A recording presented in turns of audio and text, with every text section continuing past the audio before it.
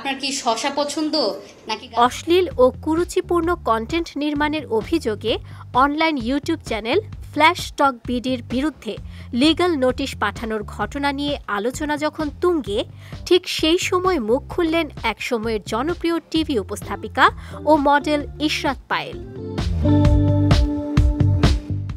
বর্তমানে মিডিয়া ছেড়ে ব্যবসায় মনোযোগী এই সাবেক উপস্থাপিকা সম্প্রতি এক সাক্ষাৎকারে বলেন, আমরা যখন উপস্থাপনা করতাম তখন এটা একটা শিল্প ছিল, তবে এখনকার সময়ে সেটা আর নেই।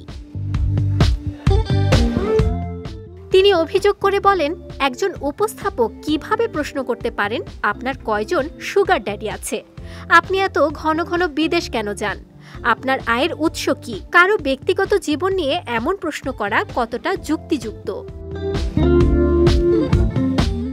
পায়েলের মতে এসব প্রশ্ন শুধু কুরুচিপূর্ণই নয়, বরং মিডিয়ার ভাবমূর্তিকে ক্ষতিগ্রস্ত করছে।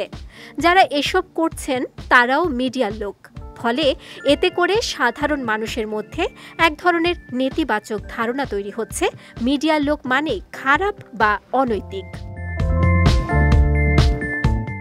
পায়েলের ভাষ্য, ভিউয়ের লোভে কিছু উপস্থাপক এমন কন্টেন্ট বানাচ্ছেন যা শুধু মিডিয়াকে অপমানই করছে না, সমাজেও নেতিবাচক প্রভাব ফেলছে। এই ধরনের কন্টেন্ট ও মানসিকতা আমাকে হতাশ করেছে, তাই অনেক আগেই সরে এসে ব্যবসায় মনোযোগী হয়েছি। সম্প্রতি ইউটিউব চ্যানেল ফ্ল্যাশ টক বিডি এবং এর উপস্থাপিকার বিরুদ্ধে অশ্লীলতা ও রাষ্ট্রীয় নীতিমালা লঙ্ঘনের অভিযোগে লিগ্যাল নোটিশ পাঠানো হয়েছে। বিষয়টি নিয়ে অনলাইনে চলছে ব্যাপক সমালোচনা। সেই প্রেক্ষিতেই এবার সরব হলেন সাবেক এই উপস্থাপিকা।